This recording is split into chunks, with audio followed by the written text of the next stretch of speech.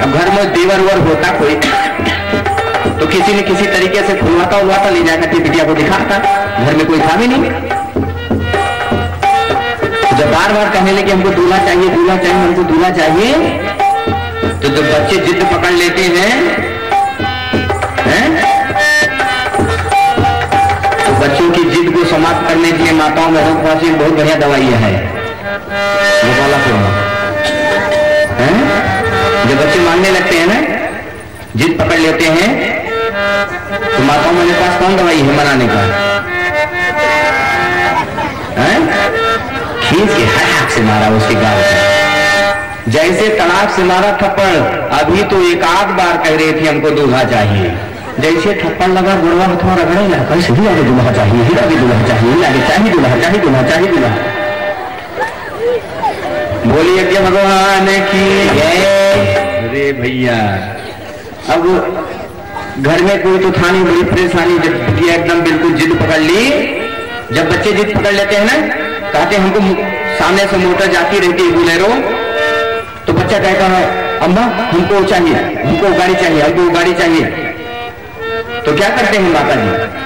4 lakh Bolero खरीद के देती, नहीं वो दिन पूरा बाजार में 25 रुपये बिकत है, बत्ती जलती से डमलप डमलप डमलप 25 रुपये वाली बुलेरो देखे नहीं देखे? 25 रुपये वाली पूरा बाजार में बिकती है, बिसाती दुकान में 25 रुपये वाली बुलेरो, क्या भी भर दिया, से गुड़ गुड़ गुड़ गुड़ चली गई।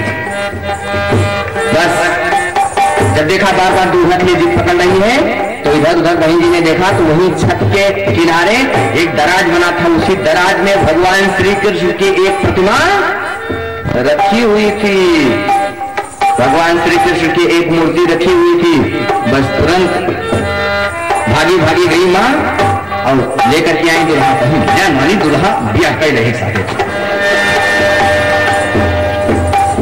अब साहब बिटिया ने क्या किया, उसको उठाया, कहा तुम्हारा दुल्हा, अब लेकर के आई। धीरे धीरे समय गुजरा, रोज उस दूल्हा को खिलाती, उसको सुलाती, गुड्डा गुड्डी का खेल खेलती, उसके साथ सिंह दुल्हन मिल जाती, उसको दूल्हा बना देती, बचपन की बातें। लेकिन जब समय गुजरा और लड़की बुद्धिमान होकर के 19 साल की एक सोचती युवती हुई, तब उसका विवाह हुआ। और जब विवाह हुआ, जब उसकी विदाई होने लगी, तो उसके परिवार के सभी लोग रोने लगे। विदाई में उसको सब कुछ दिया गया, लेकिन उसकी मां ने भगवान श्री कृष्ण की वो बचपन की प्रतिमा को देना नहीं भूली। भगवान श्री कृष्ण की उस प्रतिमा को ले जाकर के बिटिया को दे दिया, बेटा बहुत प्रेम था तुमको ना, इनसे ले जाओ इनको, उनकी खूब पूजा पाठ करना। किसकी चर्चा कर रहे हैं हम? मीराबाई। मीराबाई, मीराबाई लेकर के उस मूर्ति को गई, बोली गायत्री माता की जय। माता नहीं भाइयों से निवेदन है, बंदरिया माता जी कहा करती थी अपने बेटी को सुखी बनाने के लिए आप इतना लोहा लकड़ देती हैं, फ्रिज कूलर पंखा टीवी, बेटा हम रोकते नहीं है, सब कुछ दो अपनी बिटिया के सुख के लिए। हर माँ बाप करते हैं, तुमको भी करना चाहिए। लेकिन क्या माता जी का एक फोटो भी भेजा कभी बिटिया के साथ?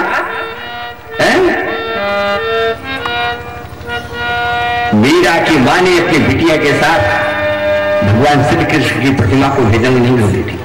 बिटिया की शादी होती है, क्या भगवान का एक फोटो भेजा कभी बेटी के साथ? सद्बुद्धि की देवी का एक फोटो, गायत्री माता का एक फोटो। बंदरिया माता जी कहा करती थी अगर बेटा तुम हमको अपनी बिटिया के साथ भेज दोगी तो हम तेरी बिटिया के साथ जाएंगे। सद्बुद्धि की देवी जिसके घरों में जाएंगी, वहां दुर्बुद्धि का राक्षस अपने आप भागता हुआ चला जाएगा। हम जिसके बिटिया के साथ अगर तुमने हमको भेज दिया तो तेरी बिटिया का कभी बाल भी बांका नहीं होगा। लेकिन जितना लोहा लक्कड़ पर विश्वास है, उतना भगवान की फोटो के ऊपर विश्वास नहीं है। और अगर है तो अब बिटिया का विवाह हो तो अपनी बेटी के साथ गायत्री माता का एक फोटो भी भेजने का संकल्प उसी प्रज्ञा पुराण की कथा में चलते चलते ले लीजिए। है कोई ऐसी बहने जो बेटी की शादी में अपनी गायत्री माता को अपनी बेटी के साथ विदा करेंगी? है कोई ऐसे कि बिटिया के साथ गायत्री माता को हाथ उठावे जरा? नहीं नहीं मिलेंगे। हैं? नहीं भेजेंगे। तो दुर्बुद्धि का राक्षस आपके घर में रहेगा बिटिया के साथ? हैं? हाथ नीचे कर लो। है बहने सब भेजना चाहती हैं, आप भेजिएगा अपने घरों में सद्बुद्धि की देवी गायत्री माता का एक फोटो भेजिएगा। अगर आपने भेज दिया तो क्या होगा? गौरीगंज में एक बाबूजी थे, उनकी बिटिया का विवाह हुआ। दुर्भाग्य से जिस घर में वो गई तो उस घर में पूरा घर भुताहा था, पूरा घर भुताहा।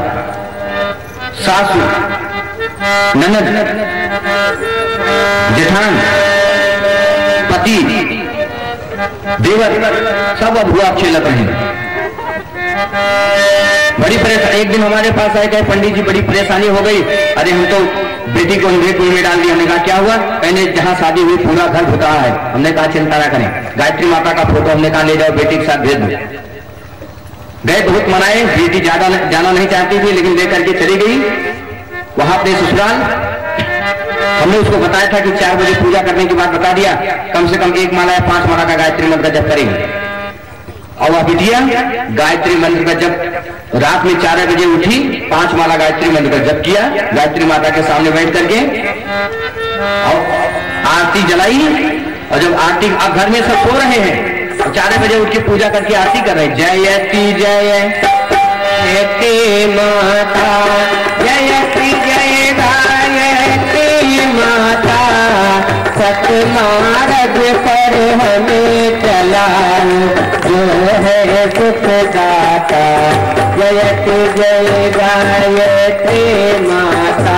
अरे भैया जब आरती होने लगी, सासू बाहर निकली, ससुर बाहर निकला, जेठान बाहर निकली, तो पतोहिया पूजा करती है? अरे सासू आई, कहीं बहू ये कौन सी देवी है? इनकी पूजा चाहे पहले तो तुम पूजा नहीं करती थी, ये किसने तुमको बताया ये कौन सी देवी है? तब उस बहू ने कहा, बिटिया ने कहा, हे माता ये गायत्री माता है, ये सद्बुद्धि की देवी है, एक भूत प्रेतों को भगा देने वाली है। जिनके घरों में माता जी की पूजा होगी उनके घरों से भूत प्रेत भाग जाएंगे। भूत पिशाच सबे भय खावे, भूत पिशाच सबे भय खावे, यम के दूत निकट नहीं आवे, यम के दूत निकट नहीं आवे। भैया उस बहू ने प्रेरणा दिया, सासू, जेठान, पति, देवर सब घरों में गायत्री मंत्र का जप करने लगे, गायत्री माता की पूजा करने लगे। और देखते देखते 1 महीने के अंदर ये सारे भूत प्रेत भाग गए। महामंत्र जीतने जग माही, महामंत्र जीतने जग माही, को गायत्री सम नाही, को गायत्री सम नाही। भैया क्या कहें, आज उस बिटिया के गोद में एक बच्चा भी है, घर से सारे भूत प्रेत भाग गए, सुख चैन से जिंदगी बिता रही है। कौन नहीं चाहता? आपके मन में इच्छा नहीं कि आपकी बिटिया के घर परिवार से दुख दरिद्र भाग जाए, घर परिवार से भूत प्रेत पिशाच भाग जाए? अगर मन में इच्छा है तो माता जी की एक फोटो को आप भेज दीजिएगा।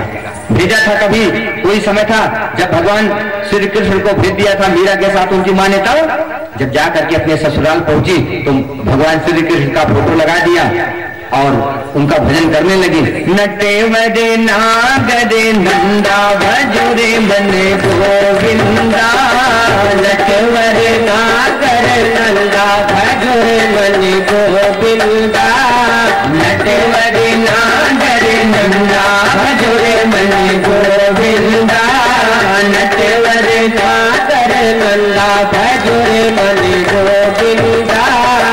गायत्री माता की जय। अब भैया नटवर नागर नंदा भजोरे मन गोविंदा गाते गाते इतना खो जाती थी, कभी कभी तो बेहोश होकर के मीरा गिर पड़ती थी। लेकिन एक विशेषता मीरा की जो बचपन से उनके साथ आई और आज भी वही चल रही थी। पहले ही दिन जब गई और घर में फोटो लगा करके पूजा पाठ करने लगे तो घर में सब खुशी से झूमने लगे, वाह क्या संस्कारित भोग हमारे घरों में आ गए। लेकिन रात में जब भोजन आया तो मीराबाई ने पहले भगवान को भोग लगाया, कहा प्रभु आप खाइए तो हम खाएंगे, बचपन की बात जाने दीजिए, अब तो हम बड़े हो गए ना, अब तो हम समझदार हो गए, अब तो आप ही हमारे सब कुछ हैं, आप पहले खाएंगे तो हम खाएंगे। बार बार भगवान श्री कृष्ण को खिलाने लगी, लो खाइए। पत्थर की मूर्ति कहाँ खाने वाली? जब नहीं खाई तो मीरा ने थाली हटा दिया। दूसरे दिन थाली है, दूसरे दिन की भी थाली मीरा ने कहा खाइए, हम नहीं खाए, अभी हटा दिया। तीसरे दिन, चौथे दिन, पांचवें दिन, छठे दिन, सातवें दिन, 7 दिन का लंबा समय गुजर गया। लेकिन जब बिटिया के हाथ का, मीरा के हाथ का भगवान श्री कृष्ण ने भोजन ग्रहण नहीं किया, उस पत्थर की मूर्ति ने भोजन ग्रहण नहीं किया, तब मीरा ने कहा अच्छा अब समझ में आया, पहले मैं खाऊंगी तब आप खाएंगे, हैं? हमें लगता है यही आप करेंगे। तब मीरा ने क्या किया, तुरंत भोजन को अपने मुख में डाला और डालने के बाद जब रोटी तोड़ा और भोजन आगे भगवान श्री कृष्ण के उस मुख में डालने को भी तो अचानक पत्थर की मूर्ति का हाथ हिल गया और उस भोजन को उठाया पत्थर की मूर्ति ने और अपने मुंह में, श्रद्धा बिना भगति नहीं होई, श्रद्धा बिना भगति नहीं होई, बिनु मही गंध की पावई कोई, बिनु मही गंध की पावई कोई। हमने गायत्री अवतार की कथा में आपको बताया था, अपने घरों में भगवान को, माता जी को पहले भोग लगा के तब खाने की आदत डालें। पहले भगवान को चढ़ा करके तब उसको पहनने का, खाने का अभ्यास बनाइए। गहना आप खरीद करके लाते हैं, वो भी पहले माता जी को पहना दे, चढ़ा दे। यहाँ पर आपका वो सामान, वो भोजन सब पवित्र कीजिएगा, इसमें 1 पैसा का खर्चा नहीं, उच्च सोपानों पर आपको पहुंचा देगी। इसको आप करके देखिएगा अपने जीवन में। मीरा ने किया था तब गिरधर गोपाल ने उनके हाथ का भोजन खा लिया और खाने के बाद मीरा नाचने लगी। कहीं आप पत्थर की मूर्ति के अंदर ही रहेंगे, अरे बाहर तो आ जाइए। तो भगवान श्री कृष्ण बाहर आ गए तो मीरा ने कहा, आप हमने सुना है आप मुरली बहुत अच्छा बजाते थे, हैं? जरा हमको भी सुनाइए। तो भगवान श्री कृष्ण ने अपनी मुरली पर तान दिया और मुरली बजाने लगे तो मीराबाई नाचने लगी। नट्टे वरे नागरे नंदा भजोरे मने गोविंदा, नट्टे वरे नागरे नंदा भजोरे मने गोविंदा। गायत्री माता की श्री कृष्ण भगवान ने बजाए, मीरा नाचने लगे तो मीराबाई ने कहा अच्छा बस कीजिए, तो हम थक गए हैं, अब आप हमको मुरली दे दीजिए और जैसे आप गुटकाओं के साथ नाचते थे वैसे आप भी हमारे साथ नाचिए, अब हम बजाएंगे और आप नाचेंगे। तो मीराबाई मुरली बजाने लगी तो भगवान श्री कृष्ण नाचने लगे। नट्टी वरे नागरे नंदा भजोरे मने गोविंदा, नट्टी वरे नागरे नंदा भजोरे मने गोविंदा। दुनिया में, हमारे देश में भगवान श्री कृष्ण की पूजा करने वाले ना जाने कितने भक्त होंगे, लेकिन भगवान श्री कृष्ण अब किसी के हाथ का भोजन खाने को तैयार नहीं है। भगवान श्री कृष्ण की किसी की बजाई मुरली पर अब नाचने को तैयार नहीं है। क्यों नहीं है? क्योंकि मीरा के समान किसी की श्रद्धा नहीं। मीरा चली गई दुनिया से, अब मीरा नहीं रही। ना जाने पूजा पाठ करने वाले कन्या भक्ति बिल्कुल सरायमान हो गई, संसार हो गई, मीरा काल हो गया। अगर ऐसी श्रद्धा हमारे मन में आ जाती तब भगवान श्री कृष्ण को नाचना पड़ जाता। नट्टे वरे नागरे नंदा भजोरे मने गोविंदा, नट्टे वरे नागरे नंदा भजोरे मने गोविंदा। बोलो गायत्री माता की जय। एक दिन तो मीरा भैया नाचते नाचते सड़क पर पहुंच गई, सीढ़ियों के रास्ते उतरते उतरते ऊपर से सासू जी ने देख लिया तो जल्दी से पति को बुला करके लाए, कहीं वाणी दुर्गानी रामाज सम्मान किया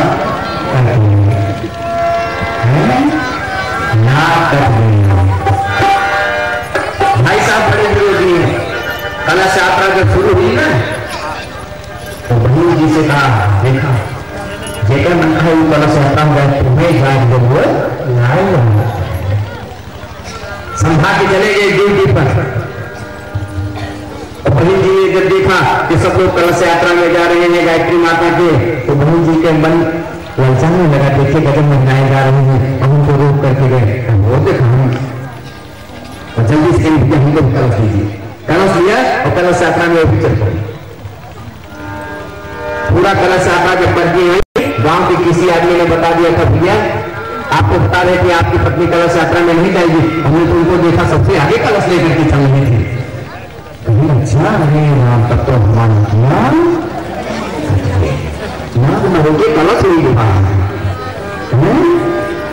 कौटी कलश होगी वहां कलश। अगर कलश यात्रा नहीं गई जान लीजिए नाक उल्टी जुड़ गई, नाक कौटी कलश होगी वहां, नाक क्या कलश देगा कहना होगा। एक भाई साहब एक दिन मिले, हमसे कहे पंडित जी हमारे घर में बारात है। हमने कहा आइएगा। हमने कहा ठीक है भाई समय रहेगा तो आएंगे। एक दिन आए तो बहुत खुश थे। हमने कहा अच्छा आप जब आते हैं बड़े प्रसन्न रहते हैं। कहें पंडित जी 51,000 नगद मिलता है और एक हीरो हंडा मिल रहा है। हमने कहा इसीलिए इतने प्रसन्न है। अरे पंडित जी एक लड़का है। हमने कहा क्या बात हो गई, कहे चेहरा उदास है आपका। पंडित जी कहा दुआ हम हीरो हंडा ना कहे, गांव क्षेत्र में सब लोग कहे हीरो हंडा मिलने वाला रहा, अब तो हमारा नाम। हमने कहा नाक न होगी हीरो हंडा वही हुआ है। तो एक दिन मिले हमारे पास आए मंदिर पर, कहे पंडित जी अरे परसों शादी है हमारे घर, आना है आपको। हमने कहा बड़े खुशी है, हमें लग रहा फिर हीरो हंडा मिलने वाला है क्या। कहा अरे पंडित जी वो तो बड़ा चिढ़ा रहा था, कह रहा था पहले नहीं देंगे आप कह रहा है देंगे। हमने कहा नकिया तो जुड़ी की नहीं जुड़ी है, कहीं महाराज जुड़ गया। हम कहें जी कटक रहा झुलत रहा, कटक रहा झुलत रहा, एक काम ही है यार। नाक में होती हीरो हंडा मिल वैसे। अरे भैया नाक कट करके लाएगा ऊपर और सासू ने समझा दिया आज के बाद। लेकिन भक्त को कभी किसी से डर नहीं लगता, उसका तो संरक्षण भगवान होता है। आज दूसरे दिन भी मीरा नाचते नाचते जब सड़क पर पहुंच गई तब ससुर ने कहा आप चिंता ना करें, बस एक दिन दूध में जहर मिला करके नौकर के हाथ से भिजवा दिया और कहा पिला दो, हमको संतोष है, हम मान लेंगे हमारे बेटे की शादी नहीं। दूध में जहर मिला करके भेज दिया गया। मीरा की एक ही विशेषता थी बहनों, जिसके लिए हमने आपसे कहा और आप हाथ नहीं उठाई संकोच। हमारी बात को मजाक में मत लीजिएगा। हमने हाथ उठाने की बात इसीलिए कहा था, आपसे गलती हो जाती है लेकिन भक्त से गलती नहीं होनी चाहिए। मीरा से गलती नहीं हुई। जब दूध आया मीरा के हाथ में पीने के लिए बहुत खुश हो गई, कहीं अभी तक दूध नहीं मिला था, आज पहली बार दूध आया है। बस वही आदत, भगवान को पहले चढ़ा करके खाने की आदत, भगवान को पिला करके पीने की आदत, भगवान को पहना करके पहनने की आदत। और जब दूध हाथ में आया तब होगा भगवान श्री कृष्ण प्रकट हुए और भगवान श्री कृष्ण ने मीरा के हाथ से दूध ले लिया।